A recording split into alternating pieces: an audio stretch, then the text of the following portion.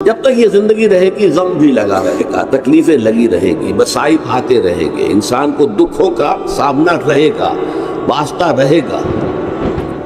آپ کو معلوم ہے کہ خوشی آتی ہے تو وہ ایسے گزر جاتی ہے، اس کا وقت کا بھی پتہ نہیں چلتا، گزرتے ہوئے بڑی تیزی کے ساتھ وقت گزر جاتا ہے۔ لیکن غم کا معاملہ ہو جائے تو ایک لحظہ جو ہے وہ بڑا کٹھن ہو جاتا ہے، بڑی مشکل سے گزرتا ہے۔ تو انسان کے احساسات پر زیادہ جو اثر آتا ہے وہ دکھ کا آتا ہے۔ ظاہر بات ہے جب تک زندگی ہے تو غم ہے، اگرچہ اس کے بعد کا اگلا مرحلہ جو ہے، جو حقیقت کو جاننے والے ہیں وہ تو جانتے ہیں کہ اس کے بعد تو غم کا اور بڑا کڑا مرحلہ آنے والا ہے۔ اب تو گھبرا کے یہ کہتے ہیں کہ مر جائیں گے، مر کے بھی چین نہ پایا تو کدھر جائیں گے۔ اگر اللہ ہمیں معاف فرمائے، اپنی رحمت اور مغفرت سے ہمیں ڈھانپ لے، جیسے کہ حضور نے فرمایا الا یتغمدنی ربی برحمتہ، حضور نے فرمایا کہ کوئی انسان بھی محض اپنے اعمال کی بنیاد پر جنت میں نہیں داخل ہو سکے گا جب تک کہ رحمت خداوندی دستگیری نہ کرے۔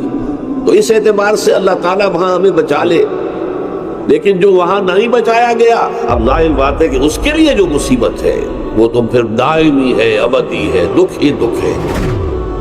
میں اس کی طرف زیادہ جانا نہیں چاہتا۔ اس وقت اصل میں میرا موضوع جو ہے وہ اس دنیا میں دکھوں کا علاج۔ اب اس اعتبار سے غور کیجئے، دکھ ایک تو وہ ہے کہ جو ناگہانی طور پر آ جاتے ہیں، اس میں ہماری کسی غلطی کو دخل نہیں ہوتا۔ آدمی سڑک پر جا رہا تھا، پیچھے سے آ کر کسی گاڑی نے ٹکر ماری، گر گیا، ٹانگ ٹوٹ گئی۔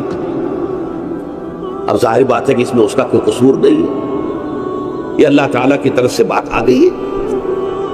یا یہ کہ کوئی اگر اجتماعی سطح پر آیا، جیسا کہ زلزلہ ہے، یا جیسا کہ کوئی سائیکلون ہے، کوئی بڑا طوفان ہے، بہت بڑے فلڈز آ گئے ہیں، تو یہ آفت سماوی یہ ظاہر بات ہے کہ اجتماعی سطح پر آتی ہے، بڑی بڑی مقدار میں، تعداد میں لوگ متاثر ہوتے ہیں، لاکھوں لوگ بے گھر ہو جاتے ہیں، ہزاروں آدمی مارے جاتے ہیں۔ اس کے ضمن میں کیا علاج ہے؟ ظاہر بات ہے کہ اس کا علاج یہ تو نہیں ہو سکتا کہ آپ اس کو ختم کر سکیں۔ جو چیز جو ہے جس کا علاج نہیں ہو سکتا وہ تو برداشت کرنی پڑے گی۔ بعض بیماریاں بھی ایسی ہیں، ڈائبٹیز ہو گئی ہے، شوگر کا مرض ہو گیا، ڈاکٹر آپ کو بتائے گا کہ بھائی اب یہ مرض جائے گا نہیں، اب آپ کو اس مرض کے ساتھ ہی اپنے آپ کو ایڈجسٹ کر کے اپنی غذا وغیرہ اس کے مطابق طے کر لیجیے، ورنہ یہ کہ یہ نہ سمجھیے کہ یہ مرض چلا جائے گا۔ لہذا ان آفت سماوی و عرضی، چاہے وہ انفرادی سطح پر متاثر کرتی ہوں انسانوں کو، اور چاہے اجتماعی سطح پر، اس کا تو علاج ایک ہی ہے، اور وہ کیا ہے؟ وہ ہمارے ایمان کا لازمی تقاضا ہے۔ ایمان ہمیں یہ بتاتا ہے کہ کوئی مصیبت زمین میں آتی ہے نہ تمہاری جانوں پر آتی ہے بغیر اذن رب۔ جو کچھ آ رہا ہے اللہ تعالیٰ کے فیصلے سے آیا ہے، یہ کوئی اندھا بہرا مادہ نہیں ہے، یہ کوئی اندھا پیسہ نہیں ہے کہ اس نے آ کے آپ کو ٹکر مار دی ہے، نہیں نہیں نہیں، یہ تو سمیع و بصیر، علیم و خبیر اللہ، لہذا یہ من جانب اللہ ہے، اس کو تم سمجھو کہ اللہ تعالیٰ کی طرف سے ہے۔